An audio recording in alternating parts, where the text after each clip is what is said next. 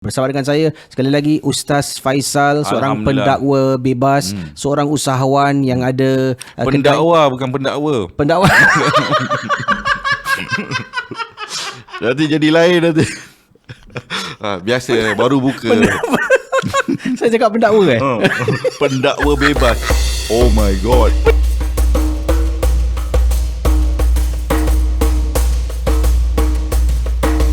Alhamdulillah saudara, kita berjumpa di episod kedua Cakap Masjid bersama dengan saya Casey dan juga tetamu undangan saya. Kita ada Ustaz Faisal. Dia bukan, kalau Z dengan Ustaz punya ejaan S apa maksud dia Faisal dan Faizal? Kalau bahasa Arab dia Faisal. Sol. So dia Aryan Persian punya penulisan.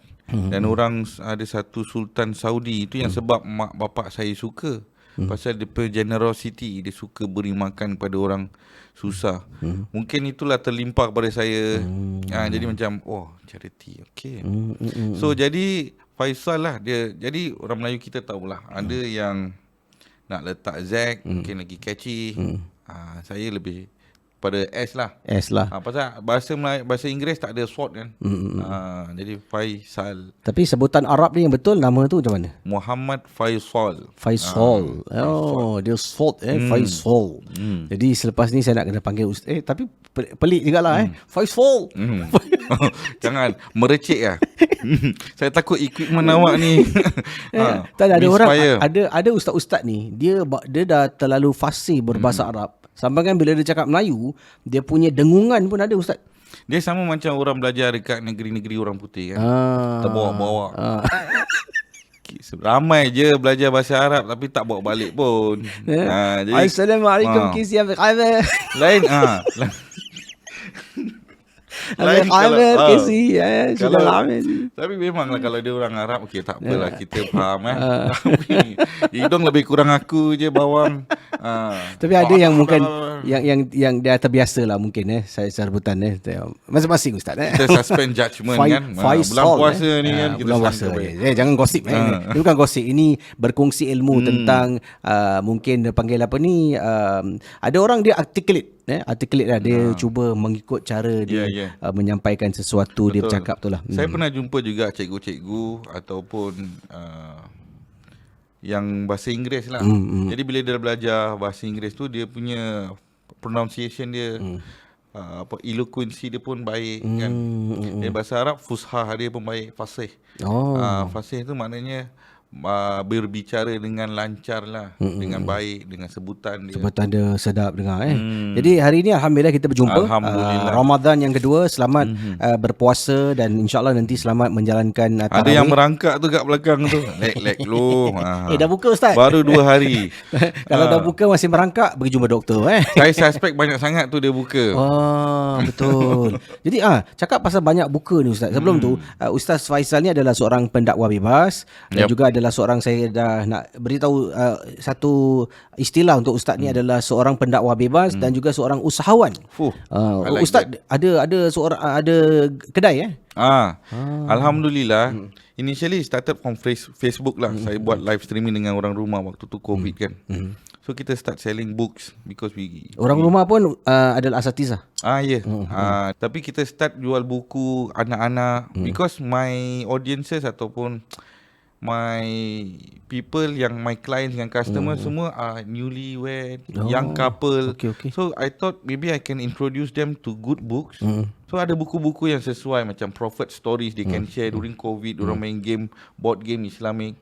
So daripada situ kita ingat I think we can start a small macam shop selling lifestyle goods and then Islamic lifestyle and then maybe kat situ orang boleh datang collect. Jadi hari ini 2 Ramadan, seperti biasalah rancangan ini adalah rancangan istimewa. Cakap Masjid adalah sebuah rancangan demi menyokong Masjid Al-Amin mengumpul dana. InsyaAllah tercapai. Bulan Ramadan ni kita digalakkan untuk banyak beramal, banyak bersedekah, ganjarannya berlipat ganda saudara. Kita buat kebaikan di bulan Ramadan ni, Masya Allah, dia punya bonus yang kita dapat ni mungkin bolehlah cover sikit dosa-dosa kita yang kita pernah lakukan Ustaz macam amalan-amalan kita kadang-kadang kita dah buat baik bulan puasa, tapi kadang-kadang dia bocor. Okay. Ni amalan bocor. Ulama kata maksudnya kadang-kadang ada loophole yang kita nak kena touch up balik kan. Jadi kat sini dengan amalan menderma dan sebagainya, dia boleh tutup ruang-ruang ni. Dan bila you keluar Ramadan, you dapat pahala yang 100% insya-Allah. Dan yang cantik, yang indah, yang diterima oleh Allah Subhanahu Wa Taala. InsyaAllah. Jadi sambil-sambil kita mendapat sedikit ilmu pengetahuan perkongsian, sambil tu anda jangan lupa kita akan tinggalkan nombor-nombor UEN, PIN Now, PIN number, cara nak kirimkan cek ke, nak berikan sumbangan terus ke masjid juga boleh. Semua dekat description lah, akan saya letakkan di bawah sana. Okay. Jadi yang ini Ustaz Faisal nak cakap tentang batal puasa. Macam-macam kebatalan puasa yang kita nak sebut. Antara paling common, korek hidung. Korek hidung batal tak Ustaz puasa? Ini dia. Lagi-lagi tengah waktu COVID ni kena swabbing lagi kan. Swabbing Ustaz. Sampai ke otak Ustaz. Bukanlah ke saya otak. Kemarin kena pun berai-berai juga mata. Tu macam mana Ustaz kalau kena swab tu time puasa? Time puasa Okey, kalau korek hidung tu pun ada level lah Kalau awak pakai jari ni okey lagi. Kalau pakai jari ni dia sakit juga tu. Boleh berair. Jadi ada ulama kata nak tahu limit dia, kat sini ada tulang. Okey. Situ saja batasan dia. You jangan dalam lagi. Dia kalau dah dalam tu jari maknanya saya panjang je ni, saya taruh hidung sampai sini lah boleh. Jangan. Jangan anaya. Ada balik rumah bini tak kenal kan. Lubang tak mau, jangan. Jadi sampai dekat tulang je lah. So kat situ bila kita belajar dulu kat sekolah pun sama madrasah, ustaz kata limit sampai situ saja. Pasal bersihkan hidung ni normal. Tapi ada juga pendapat kata jangan masukkan pun. You just hembuskan. Macam contoh kita belajar bersihkan hidung time puasa jangan ingat you dapat peluang you sedut lebih dia jadi hilang haus ke apa tak nak masuk mulut, masuk hidung. Tak boleh masuk hidung. Tak boleh. Jadi saya tahu dulu ketika saya belajar agama dengan ustaz saya, dia kata kalau air tu ataupun benda tu masuk daripada rongga-rongga yang dah terbuka, maknanya batal. Yes, rongga-rongga yang terbuka macam tekak dengan dubur kita semua kan. Yes, tak boleh masuk. Itu sebab ada hadis tu jelas, dia jelaskan macam mana kita nak cebok. Cari kitab yang bernama Syama'il Muhammadiyah. Kat situ Nabi sallallahu alaihi wasallam jelaskan sunah-sunah dia semua, daripada macam mana nak cepit kuku, rambut dia sikat, cari dalam kitab tu semua ada. Jadi kat situ semua tak payah dalam Ramadan, luar Ramadan pun kita dah praktis. InsyaAllah tak ada masalah isu-isu batal ni. Jadi yang kita nak belajar, kalau tak batal dia sah. Sah lawan dia batal. Jadi bila kita bincangkan isu batal, kita kena faham kalau yang tak batal maknanya sah. Dia tak ada tengah-tengah. Dia hitam atau putih. Jadi nak tanya tadi tentang swab tu. Okey, swabbing pula. Kalau dah tak boleh dielakkan, tak apa, tak batal. Tapi jangan cari peluang. Saya dah swab tadi, terpaksa minum kok satu. Ambil peluang. Ataupun macam swabbing tu awak gunakan sebagai untuk anda tidak berpuasa. Okay. Tadi aku dah kena, bukan aku nak, tapi kerja dah suruh. So might as well aku makan je lah sekarang. Tak juga. Dia macam orang tukang masak tu, kadang-kadang perlu sikit rasa lah, supaya masakan dia tu dia jual pada orang tu adalah masakan yang ikhlas. Jadi dia kena rasa juga. Bukan maknanya dia rasa sikit tu dia ambil satu sudu. Macam je dia dah gaul dia pakai nasi sekali. Bawa sini yang ayam kat belakang tu. Yang kicap mana? Sayang, kicap jalin. Tak nak bang, kipas udang. Jadi maknanya swabbing tu kerana tugasan dibolehkanlah. Bulan Ramadan ni kalau kita perasan dia punya lesson sama je. The do's and don't. Jangan berkira dengan Allah. Dan juga jangan, apa lagi satu saya nak cakap, jangan jadi orang beriman yang lemah. Jadi beriman yang kuat. So ini dua kalau you hari-hari fikirkan, insya-Allah you punya jalan, you boleh balance keluar Ramadan dengan sempurna. Jangan berkira, maknanya kita tak boleh ada itu. Nafsu ni akan sentiasa cari jalan untuk politikkan dia. Jadi maknanya dia akan kata, alah cari peluang lah, cuba bohong lah, cari hela lah. Itu nafsu. Pasal apa? Dia memang sifat dia macam anak-anak. Itu orang kata nafsu dia tu belum matang lagi. Dekat sikit Ustaz. Jadi dia tak disiplin. Jadi kalau dia jiwa dia matang, dia tak akan buat game-game macam gini. Dia akan utamakan, okey lah aku dah 1 tahun aku makanlah apa aku suka. Bulan puasa ni aku try ikut apa yang Allah SWT suruh. Saya ada kawan, dia bukan berhenti, dia cuti sepanjang Ramadan. Orang cuti waktu kan, tapi dia Ramadan dia cuti. Dia kata ini baru holiday. You get what I mean kan? Holiday Ini jadi, kira one level up right. Tapi sekarang COVID dia tak mampu nak bikin lah. Pasal selalu dia travel. Dia pergi Islamic countries. Sampai last kali 10 days dia akan pergi umrah 10 hari. Wah. Jadi maknanya sepanjang Ramadan tu dia akan cari peluang untuk dapatkan environment. Jadi travelling dalam bulan Ramadan tu baru you dapat rasa macam mana Nabi SAW travel dan sebagainya in the journey. Jadi kat sini kita jelas, selalu bear in mind, dalam Ramadan ni kita jangan jadi yang lemah, kita jadi orang beriman yang kuat. Jangan banyak komplain, jangan banyak mengeluh, jangan banyak cari jalan untuk darurat lah, rukhsah lah. Cari jalan. Dia cari jalan untuk tak nak puasa lah. Yes. Asal kau tak puasa? Tak boleh dah. Tak boleh. Hari ni tadi perut aku, kau tahu tak? Kruk. Nabi kata jangan mudaratkan diri. Jangan mudarat. Betul Memang betul. Tapi kalau kita jadi dia, kenapa kita boleh? Dan mungkin kita lagi teruk daripada dia, tapi kita mampu. So nanti dia kata kau jangan samakan orang. Dia tu iman dia Masya Allah. Dia daripada madrasah. Dia ustaz kau. Aku ni siapa? Manusia terkutuk. Jadi aku memang tak ada kekuatan macam ni. Dia tak boleh ustaz. Jadi jangan berkira dengan Tuhan. Jangan mengaku kalah. Semangat saja bulan Ramadan 30 hari. Kita puasa, I think should by now dah jadi senang. Yang tambah-tambah tu nak baca Quran hari-hari. Satu muka pun jadilah. Setengah muka pun jadilah. At least kita tahu tiap-tiap hari kita buka Al-Quran. Kan selalu Quran berabuk, hari kali kita baca. Jadi nanti kan selalu Quran berabuk, dia pun bawa tu Quran, dia lap abuk tu, dia simpan balik. Itu pun saya pernah buat juga. Jadi Ustaz, ini kalau cakap tentang batal. Okey, saya nak tanya lagi soalan kalau maki hamun, pekik-pekik, kau tu batal tak Ustaz puasa? Kalau tak sengaja tak apalah. Macam betul lah, kadang orang dah potong kita pun tercakap lah. Istighfar sudah. Istighfar dan aku harus perbaiki, jangan cakap macam ni lagi. Correct. That is puasa. Puasa means that you learn from your mistake. Jadi tak berulang ni. Jadi bila dah mungkin keluar Ramadan, Masya Allah. Potonglah lagi. Astagfirullah, kenapa potong? Arang lah. Kenapa potong? Aku pandu pelan-pelan kau potong. Kalau kau sembet kan. Ambil batu dan hantam kepala ente. Jadi kita kena istighfar. Jadi maki tu boleh membatalkan lah. Boleh. Pasal apa? The whole idea of puasa tu menahan diri daripada nafsu. Nafsu tu ada yang emo, ada yang ego, ada yang suka melawak saja. So ini tiga-tiga nak kena kontrol. Bulan puasa untuk menahan daripada kita jadi ego, kita jadi emo, kita yang pelawak. Ini tiga-tiga nak kena kontrol. Sebab ulama kata bila marah jangan menghukum. Bila bersedih ataupun kecewa jangan, bila gembira jangan janji. Bila kecewa jangan, orang kata, kecewa jangan menyumpah. Jadi ini tiga kena jaga. So bila berpuasa tu ertinya kita menahan diri. Apa tu diri? Nafsu. Jadi maknanya gosip bulan puasa ni pun batal lah.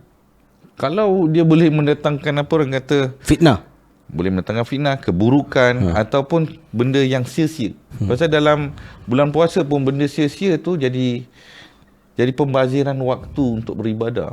Pasal setiap saat dalam bulan Ramadan tu kalau you tengok amalan ulama. Jadi itu sebab saya selalu sarankan cuba berdamping dengan orang-orang soleh. Macam mana dia perjalanan seharian dia. Jadi you sendiri nampak witness. Dulu para sahabat bila dia nak belajar puasa, dia ikut Nabi tau. Dia tengok tingkah laku Nabi dia gini, sentiasa berdamping dengan Nabi. Dia belajar lah Dia belajar. Jadi hatta sampai Nabi SAW nak buang air pun dia orang akan ikut. Jadi istilah sahih tu maknanya dia boleh kita trace sampai kepada Nabi. Jadi kalau ulama ni cakap gini, tapi kita sampai dekat ulama ni dia berhenti, tak tahu daripada mana datang tu. Okey, kat situ pun kita mungkin boleh.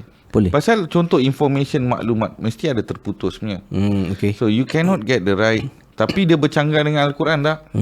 Yes. Okey. Nampak? You see when kita belajar dalam apa ruang pun, kita boleh belajar hadis, kita boleh belajar Quran. Nampak tak?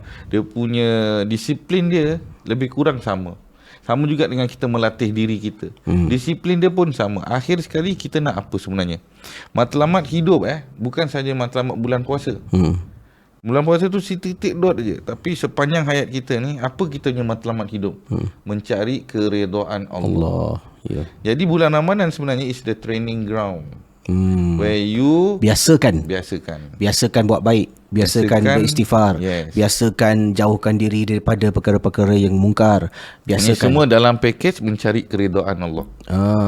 Kenapa you nak jaga diri? Kenapa you nak elak daripada marah? Kenapa you nak ni? Kerana you nak Allah redha dengan you. Jadi seterusnya Ustaz. Yes. Tentang batal. Ya, tadi dia cakap gosip lah, maki hamun kan, kena swab test. Sekarang zaman teknologi aplikasi canggih. Kita ada Facebook, Instagram, ada TikTok sekarang. TikTok tengah duduk puasa-puasa ni, tengah scroll TikTok kan, tiba-tiba nampak anak makcik Ustaz joget gini-gini kan. Menggeliat kita pun macam tengok lama-lama kita pun double tap like Apa hukum dia tu Ustaz? Batal tak Ustaz? Of course. Pasal apa? Dah berakhir. Pasal kita dah tahap ada berakhir. Jadi nafsu epitome ataupun pinnacle atau yang paling tinggi ialah berakhir. Perasaan nafsu yang kemuncak tu.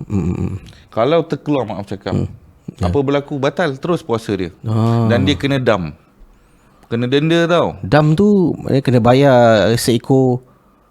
Ni bukan pasal seekor kambing tau. Ada pula dia kena dia berapa hari. Satu hari saya lupa dia punya kiraan berapa.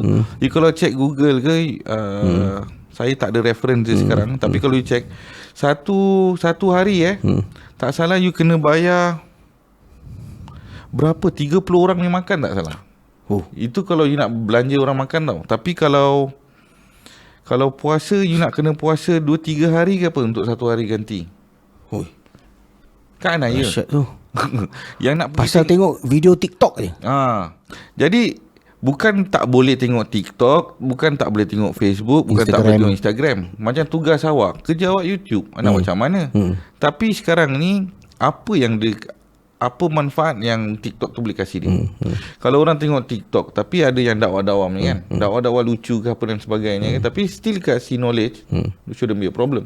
Tapi kalau ada TikTok, kita tahu apa, ada yang dark side, ada yang light. Ambil yang light lah.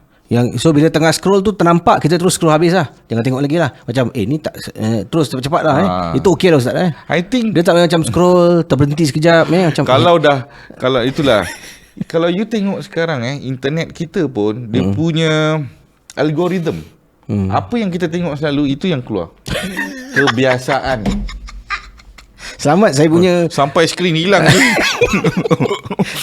Selamat saya punya TikTok kalau Ustaz scroll kan semua tu ceramah Ustaz. Betul, saya nampak Azhar Idrus kan, Ustaz Azhar Idrus, Ustaz Abdul Somad, Ebit Lu, Ustaz Faisal pun ada juga. Tarik untuk dia satu. Jadi itu antara perkara sebab ini saya suka tanya ni. Sebab kita kadang-kadang ni tak batal, ni batal, ni tak batal. Kadang betul benda ni kadang-kadang ustaz pun perlu rujuk sebabnya terlalu masa ni peredaran terlampau pesat sangat kan, sehingga kan ustaz pun nak kena ada kalanya nak kena kepastian untuk rujuk dengan orang-orang ulama. Adakah fatwa-fatwa fatwa dikeluarkan atau tidak kan. Cakap lagi lah, apa yang ustaz mungkin pernah dengar orang cakap pasal ni batal padahal tak batal. Nabi SAW kata bila kita kata puasa tu, Shaim tu menahan diri. Mana you control your desire Meaning ini pun ada desire. Telinga, jaga telinga, jaga pendengaran. Jaga mata, jaga pandangan. Jaga hidung, mulut, hati. Semua ni semua boleh melakukan dosa. Sorry Ustaz. Ustaz kata jaga hidung Ni saya suka tanya kalau kita jalan tiba-tiba itu kita di Singapura ni hidup sebagai satu masyarakat berbilang kaum. Pergi hawker center nak beli barang buka. Tiba-tiba kedai sebelah ni dia goreng khinzir lah. Terbau daging khinzir tu, batal tak Ustaz? Bau tak, makan je.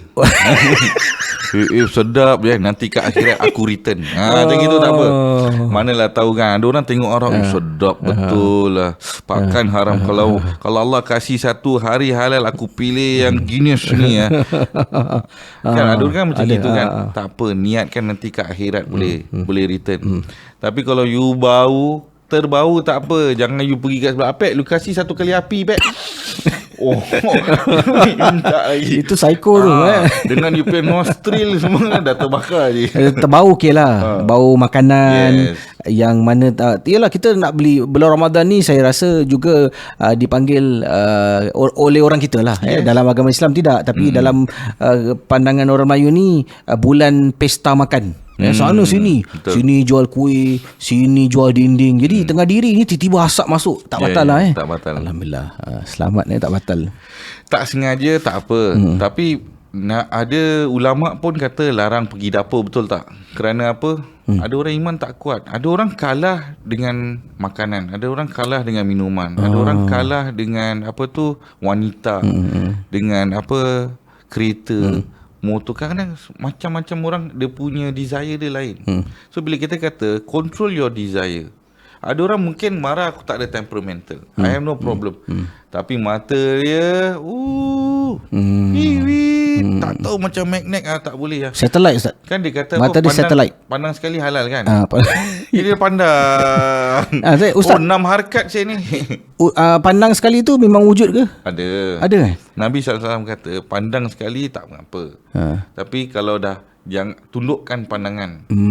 Bukan pandang. Macam kalau kita tengah, kadang-kadang kita manusia kan, tengah duduk kita ternampak gini, tengok lain sudah. Awak tengok manusia ni Allah kasih kelebihan tau. Dah dengan pandangan dia boleh improve dia punya insting. Saya pernah ada orang tanya, Ustaz, kenapa perempuan tu kat belakang Ustaz, tingkat 5 tau Ustaz. Saya boleh tulis, saya tahu dia kat mana Ustaz. Pasal apa? Dah kebiasaan, dia punya jiwa tu, dia dah jadi macam antena. Sama pencinta juga wanita lah Ustaz. So dia kan hati ni macam algoritma tu lah. Apa yang awak suka, kat situ dia terpancar. Kalau awak suka, contoh awak suka tengok keindahan alam, awak punya mata akan automatically tengok keindahan alam. Cari kuasa Tuhan, ciptaan Tuhan. Ustaz, tengok perempuan pun keindahan alam juga. Betul tu. Tapi ada yang Allah kasih kita tengok, ada yang Allah tak kasih tengok. Okay, faham, memang Ustaz. dua-dua keindahan alam saya tak nafikan, tetapi yang mana Allah halalkan, yang mana dia haramkan. Jadi tu yang susah nak elak, Ustaz. Kadang-kadang manusia ni, sebab tu kena kawal nafsu, perjuangan nafsu tu harus dikawal. Macam maksudnya, kalau nak berhenti merokok, jauhkan bergaul dengan kawan-kawan yang merokok. You dah tahu apa, you punya tak ada kuat, you pergi dengan member sekali, sini sampurna, sini gudang garam. You tahu yang kasar-kasar punya kan, you pernah dah menggigil. Apa aku kuat. Tengok 3 jam kemudian dia yang satu lah. Aku quit buying je. Itu ramai quit buying but I can still share no problem. Jadi itu antara perkara lah yang mungkin ada yang membatalkan. Dan Ustaz, bagaimana pula dengan kalau contohlah bila kita dah berbuka, maknanya suami isteri ni dah boleh buat kerja-kerja suami isteri lah pada tu jihad lain tu. Jihad lain dan contohnya selepas dia berjihad tu kan, dia tidur lah. Tidur, kemudian dia bangun aja dah azan subuh dah berkumandang. Dia belum mandi ni. Alamak, terlepas sahur ni. Sudah rugi. Terlepas sahur, tapi mungkin malam tu dia dah makan lah. Sebelum tu dia dah makan. Ini soalan saya ni, dia sudah melakukan perhubungan dengan isteri, dia tertidur sampai azan subuh, kemudian puasa dia boleh tak diterima kalau dia nak berpuasa? Puasa dia teruskan. Puasa terus tak batal, pasal tu bulan-bulan puasa. Mana dah automatically wajib. Dia niat ke tak niat, dia kena puasa juga. Tapi badan dia masih belum mandi, belum bersih? Tak ada masalah. Tak ada masalah tak ada masalah. Yang puasa perut dia. Yang wuduk tu luar dia, yang hadas tu luar dia. So tak ada masalah. Perbezaan tu menahan diri dari nafsu. Dia bukan menahan diri daripada basah ke, tak ada. So dia walaupun dalam keadaan yang kita kata tidak bersih. So kita kena redefine apa tu masuk bersih. Bersih tu maknanya belum lagi suci. Makna diri ni kena jaga suci selalu. Pasal badan kalau tak suci, benda yang jijik datang. Gangguan pun boleh datang. Benda yang bakteria pun boleh datang. Benda yang buruk zahir batin boleh datang. Jadi itu maksudnya bersih. Kalau you jaga diri you bersih, maknanya you pagar diri you daripada benda-benda yang kotor, yang najis, yang boleh datangkan kesakitan, kemudaratan, keburukan, kehancuran, kemusnahan. So itu maksudnya bersih. Jadi diri ni kena suci zahir dan batin. Allah SWT dah bagus tu, dia suruh kita mandi saja. Jadi kalau kita terlajak pun tak apa, you buat satu persatu dulu. You mandi dulu, you mandi hadas, you ambil wudu, kan? Dan lepas tu subuh, you qadak dia. Dan lepas, kalau dia belum waktu masih subuh, dia solat subuh, kan? Tapi dia tak boleh qadak sahur Amboi, dah pukul 6.30 kau masih nak makan. Ni asal kau makan kadak sahur. Yang mi goreng tu ada lagi tak? Tu baru saya nak tanya ni. Kalau cakap lah waktu subuh 5.30, dia cakap dia makan pukul 6. Maknanya dah subuh tau. Oleh kerana maghrib 7.30, dia maghrib pukul 8 boleh lah Ustaz. Paling satu hari bukan gitu Betul.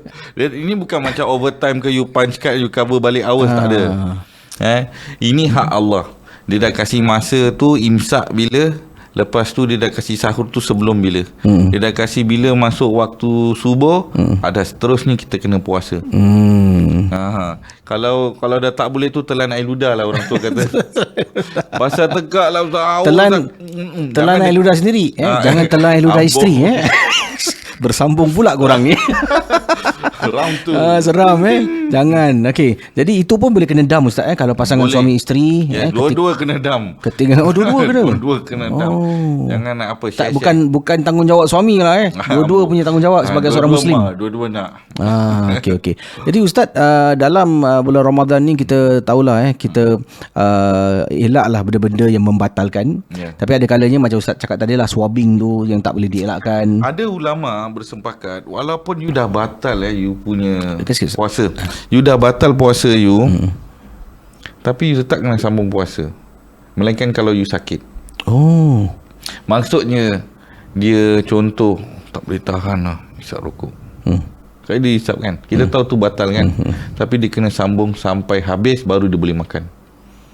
Tapi tetap kena bayar lah. Tetap kena bayar. Puasa tu kena buat.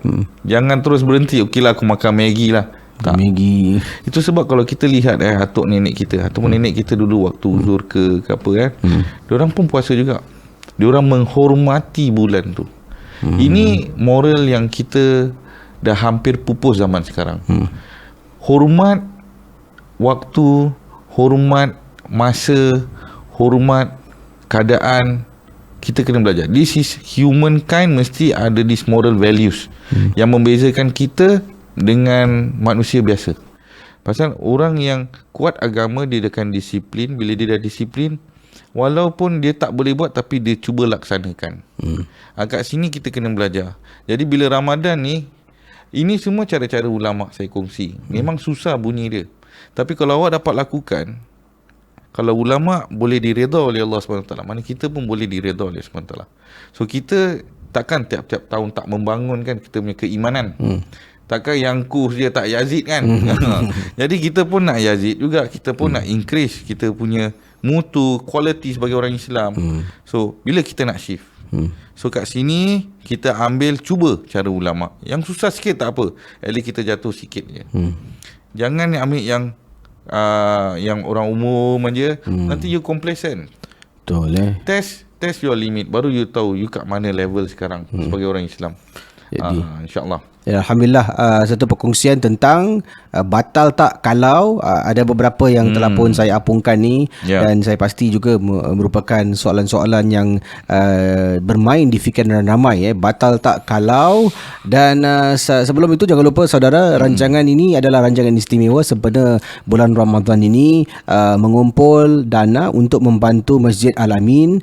Seperti anda lihat dekat sini, ini adalah gambar-gambar kawasan masjid yang perlu diperbaiki. Dan kalau anda yang nak membantu bulan Ramadan Ramadan, bulan yang penuh barakah, berlipat ganda ganjaran ya yang diberikan kepada anda yang beramal jariah, anda yang bersedekah, ya, membantu anak-anak yatim, membantu masjid, orang susah, dan insyaallah kita anda dapat manfaat lah di bulan Ramadan. Jadi boleh anda pergi ke nombor UEN kat bawah ni yang saya akan letakkan dalam description box, dan dari situlah cara nak hantarkan cek kepada masjid. 100% semua akan pergi pada masjid. Yes. Jadi Alhamdulillah Ustaz, saya lihat keadaan masjid tu macam tak sanggup lah. Kalau misal kata tak mampu nak berikan monetary, kan, kalau yang ada kepakaran, mungkin dia ada kontraktor, pergilah jumpa masjid tu. Mungkin dia boleh menyumbang percuma ke apa. Mungkin dulu bekas buruh kita buat tak bumbung. tahu. Ustaz ni saya boleh buat bumbung ni Tapi betul, orang lama banyak handyman. Pergilah sana. Tapi cuma barang-barang tu material beli, mungkin you boleh bantu tambah baik, boleh baik kan. Tapi make sure memang you betul-betul bertauliah lah. Jangan pula datang bagai tikus baiki labu dia tampal handy plus je. Memang kena cari orang kampung tu. Ustaz, bulan Ramadan ni kalau kita bekerja kira ibadah jugalah Betul. Berlipat ganda lah kita. Pasal kita niat kerja ni untuk apa? Dah bukan untuk kita apa. Lagi-lagi you ayah. You mesti fikir, aku mesti kerja keras untuk anak aku. Aku nak bawa dia pergi holiday. Aku tak nak dia hidup susah. Aku nak dia makan bagus, minuman bagus, pakaian bagus. Nak ada education. Education tu of course mesti yang bagus-bagus semua kan. Jadi bila you niatkan macam gitu, kan mulia. It's never about yourself. So it's already outside puasa. It's already the definition of puasa. You dah no longer about yourself. It's about putting others before the self. You see, that is nobility. Nobility achieve akan tercapai. Nobility ni maknanya sifat jati diri ataupun sifat mulia akan tercapai bila you letakkan orang lain sebelum diri dia. Macam sahabat, bila Nabi SAW kena panah tau, dia dah nampak dia gunakan badan dia sendiri untuk melindung Nabi SAW. Jadi maksudnya macam gini juga, bila you kerja keras ni semua untuk siapa sebenarnya? Bukan untuk diri you. You dah puas dah, apa you nak semua you dapat. Tapi sekarang untuk keluarga, takkan tak dapat pahala. Takkan tak sebab dapat berlipat kali ganda. Allah ni maha pemurah, maha kaya. Itu sebab jangan berkira dengan Tuhan. Kita sekali ni jangan jadilah yang lemah lah. Kita jadi orang yang dewasa, yang bersemangat, sentiasa nak tambah. Kita nampak aja orang buat charity kat Facebook tu, bantu dia. 10 sen pun derma, $10 pun derma. Betul. You doakan dia, ya Allah murahkan rezeki orang ni ya Allah, pun you dapat. Ini tak ada. Kemarin ada ustaz tu buat charity yang kat Malaysia, kena condemn, kena komplain, kena ni. Orang tu buat, awak buat tak? Tak buat, janganlah cakap apa-apa. Bantu dia, bantu usaha. Dan yelah, macam kita bantu orang, kita tengok pandangan mata kasar, orang ni susah ni. Kemudian duit tu tiba-tiba dia buat benda, beli benda lain, kita tak dihukum lah Oh, dia abuse the macam kita tengok dia datang kat kita kan, mungkin dia datang ni minta, saya susah nak makan. Betul. Kita pun kasih $10. Dia ambil $10 tu, dia beli rokok mungkin. Ya. Kadang kat sini itu yang dinamakan ikhlas. Bila you derma, you cakap ikhlas, mana terpulang kebijaksanaan dia. Kalau dia abuse, itu antara dia dengan Tuhan. Kalau orang lama saya ni banyak fundraise dan saya kadang-kadang collect derma. So far yang paling baik, ustaz, saya tak nak nama saya, ustaz yang ahli dalam ni, ustaz yang derma, ustaz yang uruskan. Itu adalah derma yang paling baik. Daripada ustaz ini gunakan tuan ayat yang ustaz jangan pakai ni Azhar. Ada gitu. Awak bayangkan. Astaghfirullahalazim. Jangan cakap ustaz. Nabi SAW dia tengah agih-agihkan apa tu, pampasan perang. Ada satu hamba Allah tu pun dia cakap gitu, ya Rasulullah, be just. Dia kata, ya Rasulullah, kau adil agih-agih. Nabi SAW pun kena. Jadi kalau kita kena fitnah ke, kita kena komplain ke, ingat Nabi SAW pun kena. Mana ni kita punya ujian memang on the right track. Memang orang-orang yang hebat akan buat lalu. baik pun orang ni tak nak buat baik lah. Maknanya kita kalah ujian lah. Yes, kalah ujian. Terus berjuang saudara. Kita boleh membantu orang kan, tiba-tiba kita nak berkongsi, bukan sebab kita nak riak, kita berkongsi kalau ada yang nak membantu masjid boleh gini-gini, ni riak lah ni, tunjuk ni. Lepas tu kita kecil hati dan kita tak nak tolong bantu masjid, habis. Gagal.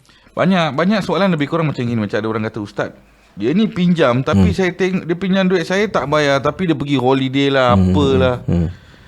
Urusan orang kita tak tahu. Mungkin dia pinjam tu benda lain. Yang dia bawa tu mungkin untung lain. Ya, memang dia tak bayar hutang awak. Tapi kita kena kasih. Nabi SAW ada hadis kata kasih dia 1000 reason, alasan untuk dia tau. Bila awak nampak benda yang tak baik pada saudara awak ataupun sedang laku, awak kena kasih dia 1000 reason. Mungkin dia ni lah. Yes, sebabnya apa? Husnuzon, Ustaz. Betul. Itu namanya husnuzon. Sangkaan baik. Jadi dalam Al-Quran Allah ada kata inna ba'da dhanni ismun. Sebahagian besar dalam zon ni sangkaan. Contoh zon 80% semuanya adalah sangka buruk. Okey. Boleh datang dosa. Jadi kasih alasan yang baik. Itu sebab kalau you tengok ada satu kisah tentang orang soleh yang bernama Habib Umar. Dia sekarang berada di Yaman.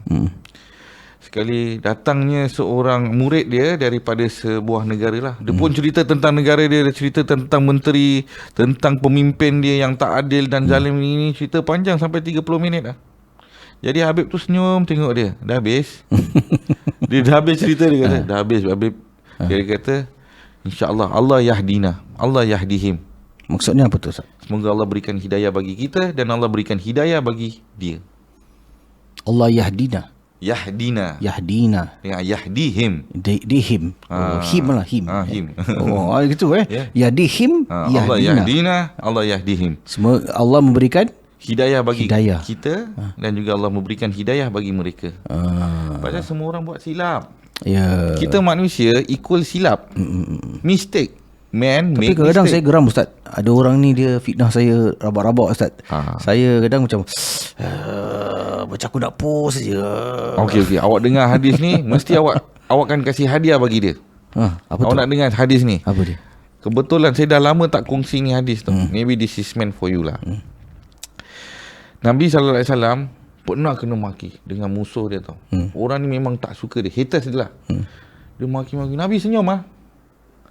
Jadi yang nampak, saya lupa sahabat yang bernama Sayyidina Abu Bakar radhiyallahu anhu ataupun Sayyidina Umar radhiyallahu anhu. Antara salah satu sahabat ni. Jadi bila dia lihat Nabi kena maki, awak bayangkan guru yang awak sayang kena maki. Awak mesti stand up over. Betul. Saya salah satu sahabat ni dia berdiri. Jadi dia berhentikan ni. Sekali Nabi tengok dia, Nabi macam marah. Nabi jalan. So dia garuk kepala lah. Kenapa Nabi tak marah dia, Nabi marah aku. Dan aku tolong Nabi, tapi aku yang kena marah.